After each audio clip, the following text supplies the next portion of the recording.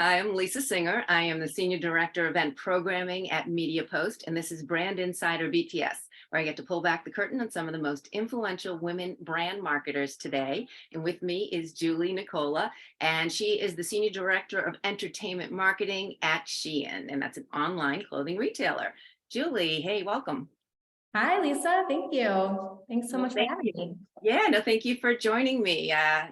Definitely, I've been reading about your brand a lot and what you guys do, and then of course through that come across you, and you are definitely inspiring. So I'm glad we're able to do this and share your story with everyone. Yes, me too. Yeah, well, I mean, I like to just, as I always say, I snoop and find out different things. But one thing you were not as easy to find out about. Oh, interesting. Okay. Just need to go cold with this, because you are the head of entertainment marketing at Shein. So getting away from that, I mean, obviously you do events and you travel, which is, I'm assuming, very exciting and fun and all of that, although I'm sure it's also crazy. But I want to ask you on your personal side, what are the things that you might do for your enjoyment or to entertain you on when you're not working?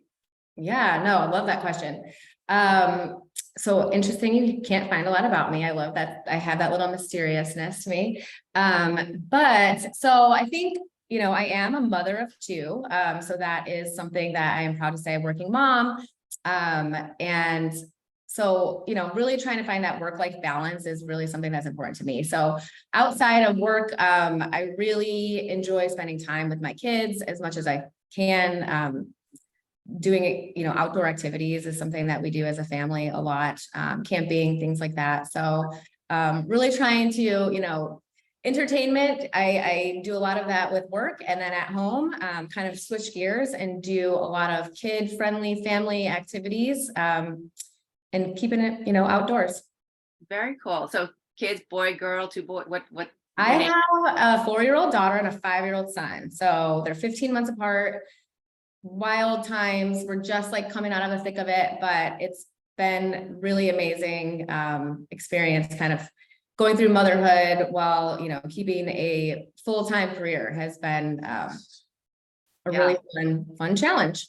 I'm sure, especially, I mean, I'm a twin, so my mom, Ooh. like two together. So you're almost like two together. Oh my God. We always say we don't know what's worse, twins or like 1 year apart, because then you have a little bit of an edge. Your son must be like, okay, I don't want to do like, this is what I need to do, especially when she was a baby, Totally. it's like trying to get her back to sleep and all of that. So, and I love that you do. So when you're talking camping, is it like outdoorsman camping or is it glamping? Is that how you say it? Well, I mean, not gonna lie, I'm more of a glamping kind of gal, but my husband really likes to rough it. So little middle of both. Got all the stuff. We got the tents, we got the gear, we got the grills, we got all of it. Very nice. Okay. So I actually enjoy camping. I'm not big on the outhouse thing. I like to be near somewhere where there's an actual bathroom. Yes, me too. We'll get off of that subject. We won't delve into that. So now I do want to get into your profession in the sense that you started off definitely on the entertainment and you did production. I mean, you tell us, go into a little bit. I know you worked with public, PMK for a long time. And so, which of course is very entertainment and that side of things. And now here you are at a brand. So talk about when you first were starting out and graduating, like one, what did you envision? And then how did that sort of evolve to where you are today? Sure. So I was actually born and raised in Ohio, in Toledo, Ohio, and I went to school in Ohio to Miami University, not to be confused with Miami, Florida. So Miami of Ohio. From there, I moved out to Los Angeles, didn't know anybody except for one person that I wasn't even really close with. And, I was 23, bright-eyed and bushy-tailed, like, I'm going to go out there and do something in marketing and entertainment. Like I always knew I wanted to do something with entertainment marketing.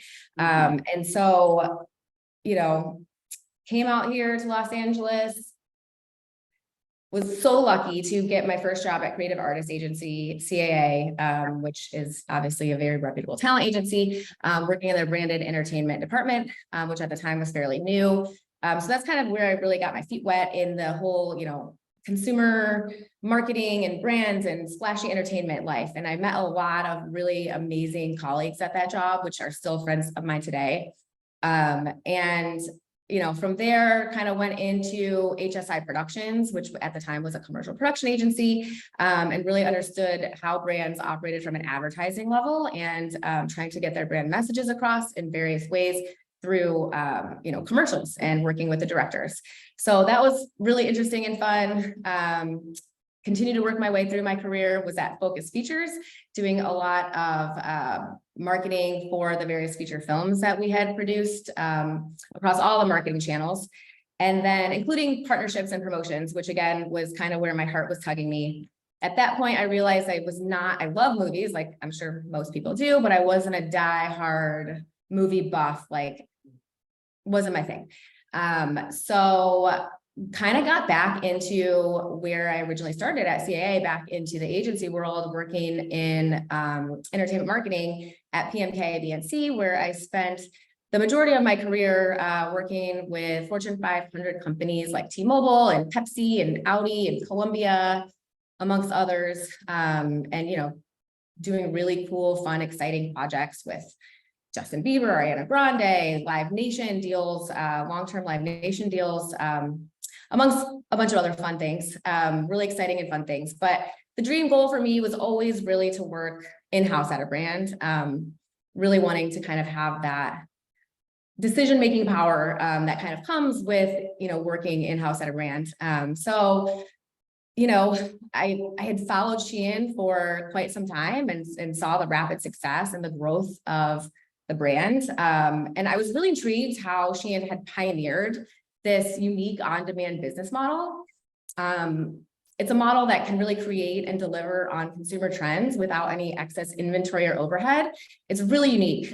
So when I was offered this opportunity to start this entertainment marketing team, it was a no-brainer for me. I was really excited. It was a challenge I was excited to take on. And so here I am, working here at Shein, started up the entertainment marketing team. And so another cool thing about this company that really aligns well with my background is obviously it's an e-commerce company, and for entertainment and events to kind of be the way that we are we don't have brick and mortar stores. So we do pop-ups, which are also really fun and very popular amongst our fans. But it's also the way that we're connecting with our consumers. So it's really important for Shein's strategy, being an e-commerce brand, to create these consumer interactions and consumer engagements. And so that's really the most exciting part of my job, is finding those ways to connect with consumers over our shared passion points, and doing so over bespoke events. So we have a lot of really cool and empowering campaigns across our Shein X project, which is empowering designers. We've done a few different things there, which is really fun. We have an art discovery program that comes out of that as well, that's empowering local businesses and local artists. So to me, that is just amazing. I love it when we can do something empowering and giving back and doing really good. So yeah, that was a really great alignment for me. And then, we do the fun stuff like music sponsorships. Yeah. Well, to go back a little bit as far as, because when you talk about marketing, especially in entertainment, and I started similar, but on the journalism side, but I knew when I started out reporting, I wanted to do entertainment. It's not an easy place to break into, because everyone comes with these, like you said, you moved to California with these big plans. And it's like, okay, now someone's going to hire me. I started out as a cocktail waitress at the Sky Bar, so it's just like basically start freelancing and doing things like that. So I'm curious, to someone just starting up now, and the industry is also changing. We're seeing definitely, more reality, more this, more like all of that coming about. But when you take the marketing side too, because marketing is also another industry that's not always easy to break into. So what advice would you give to, say, your younger self, which is someone who might come up to you and say, I really want to be what you are? Like, what's the best way to, get that career going? Yeah.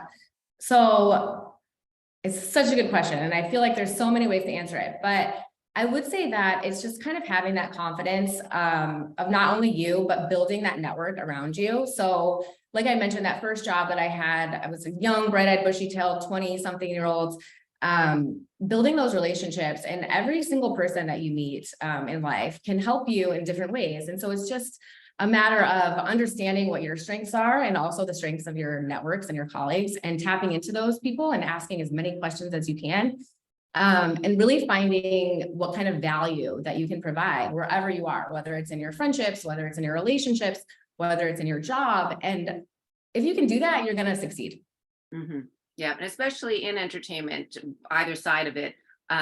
Definitely need the relationships for sure. Relationships are so important. And I love what you said about showing value. You know, you have to be willing to, I mean, some of the first jobs I took, I had already been reporting in Boston, but yet I was, taking, AP type, things that were not, that I knew I advanced on. I was deserved a little bit higher position, but I took those and then just jumped in. I think that is key, whether it's marketing side of things or TV side of things or news or whatever it may be, to just take that open door and then get yourself in and show what you're worth.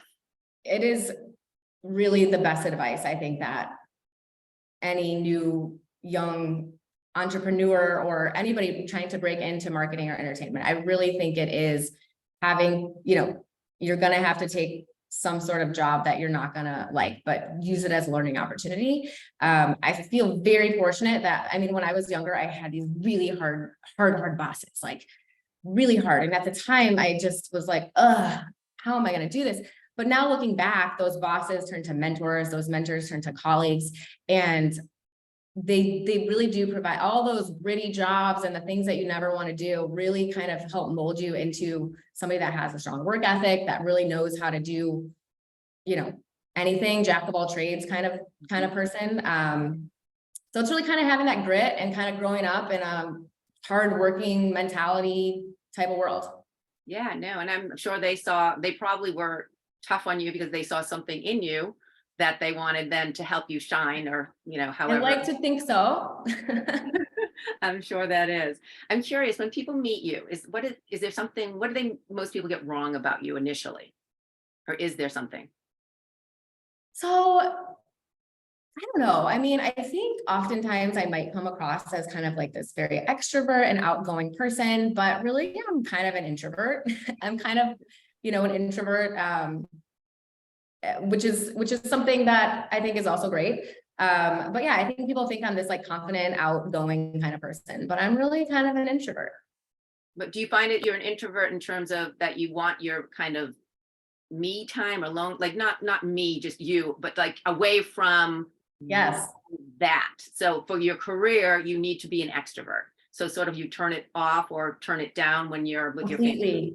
Yes, for sure. I was actually just telling somebody this the other day. I think I'm probably the only person that loves going back to office and sitting in the LA traffic, because I really enjoy that alone time. Like as a working mom of two, I constantly am like dealing with all of that. And then, coming into the office, and as you mentioned earlier, the entertainment world is very demanding. You have to, kind of be on all the time. And so having that time in the car, has been really kind of nice. I really have enjoyed it.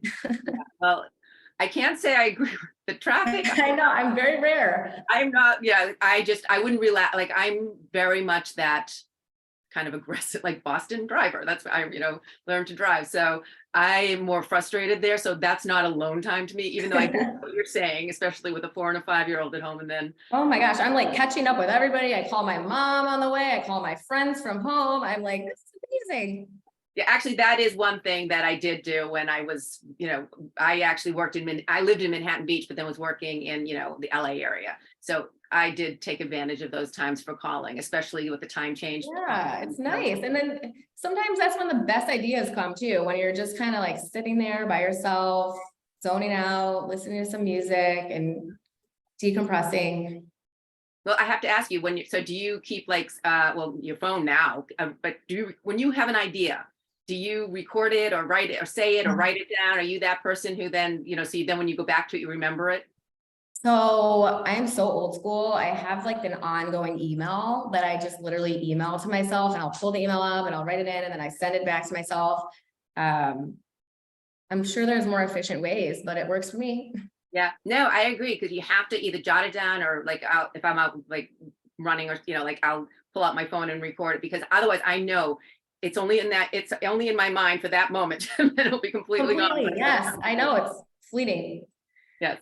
I'm curious, now you talked about, I mean, having hard bosses and just getting started and, your career, but was there a moment that was the most challenging or really a difficult time where maybe you almost were like, okay, can I even get through this? So yeah, so again, I'm going to bring it back to the mom thing. I think mom guilt and being a working mother is definitely the most challenging thing I've had to overcome in my career. So through this time of, hard, having hard bosses and getting to where you are and having a demanding career, I've learned that that's where I thrive. Like I really thrive in that hustle, like mentality. There was a time where I wish I could have been a stay-at-home mom, which I probably could have. I give props to the stay-at-home moms. The stay-at-home moms, I mean, they have the hardest job. But I really thrive in that that hustle moment of like really working. So it was a struggle, to kick the mom guilt. Sometimes I might have to miss something, or sometimes I am, sending some emails. So the cool thing is I feel lucky to live in a time where it's okay to talk about those things like openly. Like back in the day when my mom was a working mother as well. Like she never talked about how hard it was or how the challenges she had. So I do feel like we live in a time where it's a little bit easier. Surprisingly, I guess not surprisingly, but I was really happy to know when I started here at Shein, there's a lot of working moms.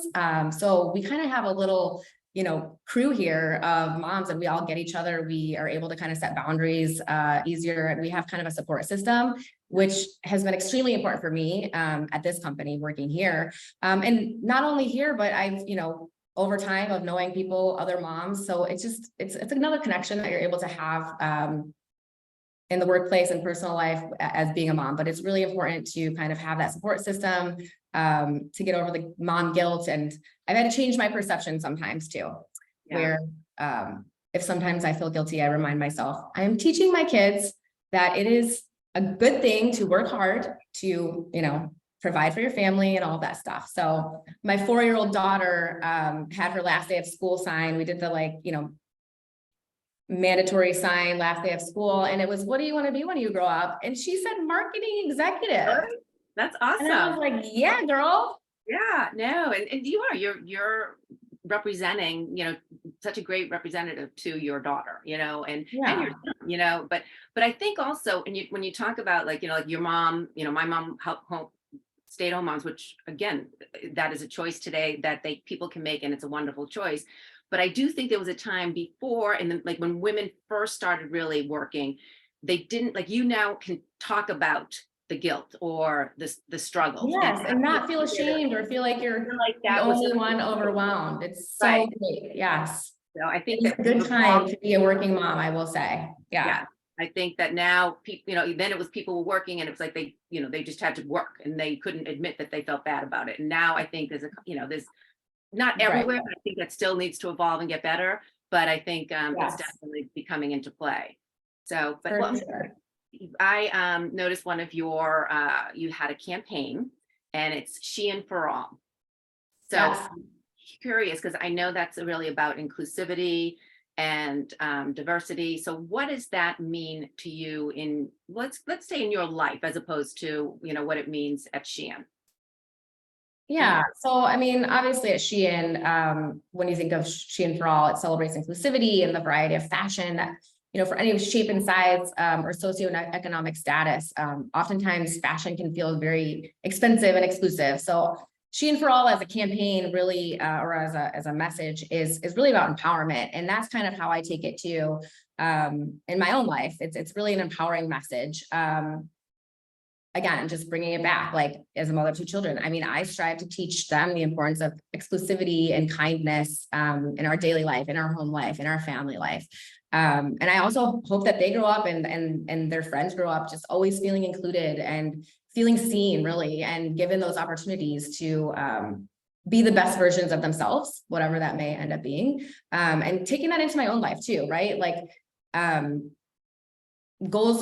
people's goals are always going to change. My goals right now are very focused on work-life balance, but in the future, who knows what that might be for my next step. But it's really just kind of feeling empowered to be whatever that is in the moment and taking things kind of days at a time and feeling, like included and feeling like that you are seen and you're able to be the best version of yourself, whatever that may be. Yeah, and I really think that's important what you said in terms of where you are today and that work-life balance. It's probably different from where you were, 10 Completely different. years ago. And then, as you said, it may be different, 10 years from now, 15 years from now. So you have to be willing to evolve. You have to be not even willing. I think everyone's willing, but be accepting that you're going to evolve and not be so hard about you're going to stay this way. I think, having that plan 10 years from now, that's going to probably change. Yes, so important. I really do. And you know what? Sometimes it's hard for us to even recognize in the day-to-day, but I do think it's important to realize that we are always changing, always evolving. And sometimes we just need to level set and be like, listen, you are where you are right now. And tomorrow, who knows what tomorrow will bring. But yeah, to your point, a few years ago, who knew that work-life balance would be kind of a career goal of mine, Right. No, yeah, definitely. I think that that's something that I love that we're able to be in a place where that can happen, where it's not just you set one site and, you just Completely agree. maintain that throughout. So we've talked about Shannon a little bit about what you were talking about in inclusivity in terms of the clothing and whatever. And I know your vision statement, I'm going to read it so I don't say it incorrectly, to provide the highest value trendy pieces while also being dedicated to quality. Okay, so I want to ask you, getting into the trendy, and we're going to stay away from Shein in terms of what they offer, what you guys I'm ready. And so what is your must-have trendy piece of clothing for this summer? Okay, so I'm a pretty laid back dresser, I will say, when it comes to fashion, but I think it's important to have kind of that go-to dress for the summer that you can wear to work, but also wear after work for cocktails, but also wear as a beach cut, like kind of an all-inclusive kind of dress that you can wear wherever you're going. Dress it up, dress it down. I have a couple of those in my closet that I'm really excited to wear once the weather gets a little bit better. It's been like May gray, June gloom here. Yeah, so I know I just moved to back to New York, but I had been living in Newport. yes. And we were just like, we're out with, sweaters and, whatever, and we're getting warm. But today's a little, I know. I'm like, I'm excited to bust out the dresses that I'm talking about right now, but it hasn't happened yet. Yeah, no, I feel for you there. I do. I was experiencing that up until just a few days ago, actually. So okay, now I want to find out what's that staple in your closet. So let's go both ways. Like the must-have staple that you may make an investment piece where you spend a little bit more money or whatever it may be for professionally. Let's go, and then we'll go. So I will say the staple that I'm wearing frequently is just like white sneakers. I feel like it goes with anything, and another great thing about work today is like business casual is a thing. So definitely always have the white sneakers, a variety of different kinds, but the kind of like the more splurge kind of item that you must have is I think everyone should have a decently nice work bag. I think a bag is something that I always strive to be able to get in my life. And I think a work bag is definitely something everyone needs for work. So that's kind of where I splurge a little. Yeah, and I actually agree. And I've always had that bag because I'm toting around a bunch of stuff. So it's like you always get that nicer bag because that's what people are seeing. Like if you come dressed really nicely and then you have this ratty old bag, that is going to come across. So yes. I agree with that. One thing I've been starting to try to do is my pocketbook, the little purses that you take out to go out with and you just carry your basics. I tend to just get whatever, like something. And I want to invest in something nice. You know what I mean? Because the bag and the shoes to see, okay, that's representative of who you are. And so that is my next. I haven't yet. I'm still eyeing things, but I want to make that one investment in a nice bag that will last forever. And I'm telling you, it's just something about it makes you just feel like a little ooh. Yeah. It's just today. The added extra. I want to say sunglasses as well, but I cannot spend money on sunglasses. I'm losing them. They're broken. It's not good. I wish it could be sunglasses for me though. No, I actually have been pretty good with sunglasses, although I just lost my favorite, and I literally had them probably 3 years. I have, That's impressive. A I am, 4-year but stunt I'm with a full not lift. That's pretty good. yeah, and they were expensive, but who cares? They lasted 4 years, but now it's finding that was the perfect You shape. were still probably bummed. Yes. I'm very, very bummed about that. So I still am like calling stores. Did I leave them there? So what about personally? What's that staple in your closet that, maybe a little investment, whether, maybe it's a little black dress out or like something to do, whatever it may be. I did splurge on a really cool faux leather jumpsuit that I find myself wearing more frequently than I thought I would. And I really like it. It's like a very casual or dressy type thing. So it's kind of turned into a little staple of mine. Oh, very cool. So is it sleeveless? Yeah, it's like a sleeveless jumpsuit. Yeah, I've been actually, that's another item. I had seen one and I was about to order it and then I didn't. And I've become an online shopper, which is bizarre. Like it used to be, I had to go in the store, but I don't know. I Anyway, know, well, I times still are like- changing. yeah, definitely. So, and with Shein now, maybe I know. yeah, but I've been looking for a jumpsuit. I love the way you can either wear flats with it and make a casual jean jacket. Exactly. Like kind of that halter kind. Yes, it's like the halter. I didn't think I was gonna be a jumpsuit kind of gal, but I am telling you, I am in it now and I love it. Yeah, no, that's I'm on the hunt. So if you have any referrals, send them my way. I will definitely send that to you for sure. I would love it. And of course, a blazer. I got a nice one on. We have a cool line called Motif too, that has, it's all like professional, a little bit more upscale professional stuff. So I'll have to check it out, 'cause I think everyone needs a blazer, whether it's business casual or not, you definitely need a solid blazer. Yeah, no, I agree. Because I like to wear, like, I'll wear like jeans and I'm trying to actually up my game again. Like I tend to be more casual, like with the jeans and maybe whatever underneath, but then I throw in a blazer. Like, so I'll get like, for work. Yes. So when I'm doing the shows or whatever, I try to, and then add a little heel, Exactly. but it's still that jean, which I'm trying to maybe get out of that. I feel like I need to like up my game a little bit there too. I just need to up I need a makeover. So, but anyway, but I do always. I may know of a really great e-commerce retailer named Shein that you could probably look up. You think? You give me a, good word for them with me, You have an in there? I do. Good, I'm glad. Yeah, I definitely need to check that out. So I'm curious though, because aside from driving in traffic in LA, what refuels you? What kind of like when you're just like, you need something to just reinvigorate yourself or motivate you, what do you go to? What do you do? So this is another something that surprised me in my later years is I used to think people were insane that told me they woke up early before 6 o'clock to like do whatever it might be. I thought these people were insane, nuts, crazy. So I've turned into one of those people and I wake up early and I work out. And it is something that is now vital to who I am. Like if I don't do that, I feel like I am just completely lost. My day is doomed. Like if I do not start my day moving my body in some way, even if it's just taking a brisk walk, or whatnot, it's really important for me personally to kind of get moving. So that to me is something I need to kind of revitalize myself, rejuvenate myself, and do something for myself to feel myself. Yeah, no, well, I'm curious though, because you said, you thought people who did that were crazy. That wasn't for you. How did you, because you have to take that first step.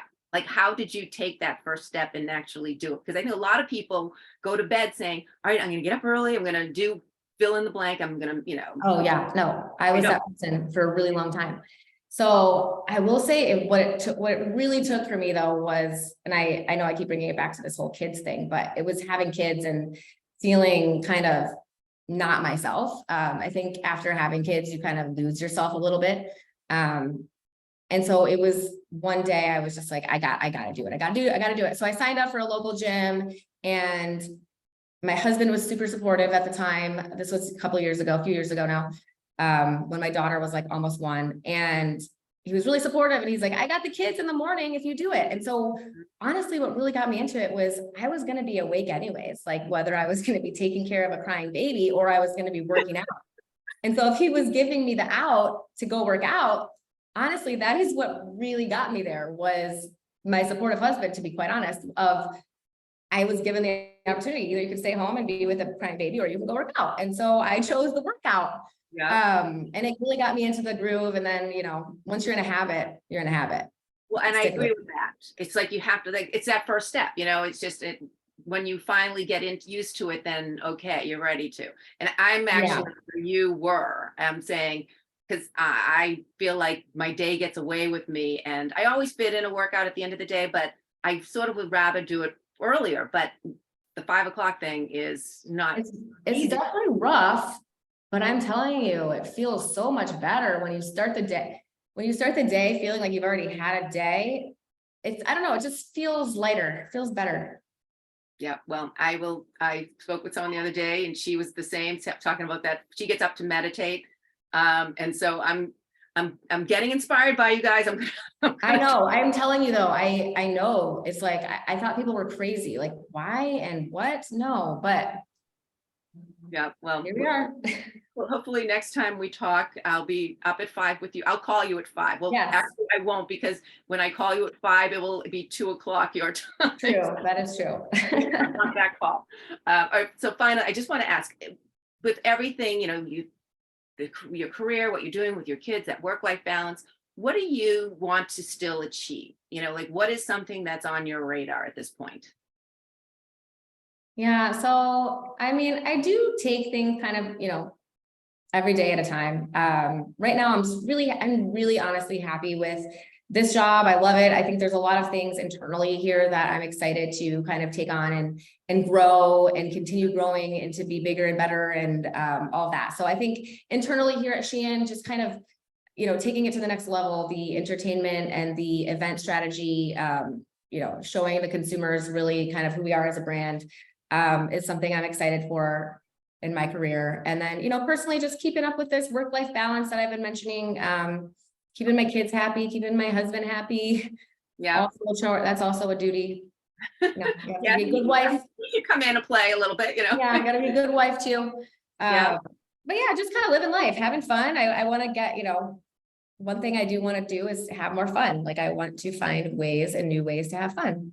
Yeah. No, I love that, because it is. I mean, as you said, you're enjoying life, but do you want to just continue Live in the moment. living it? Yes. And so I Yeah. love that. That's perfect. Well, Julie, thank you so much. It was really a pleasure talking with you. You motivated me, not only on my wardrobe. I know to go check out Shein. Yes. Then I'm going to be trying to get up at 5, maybe 5:30. You can do it. You can do it.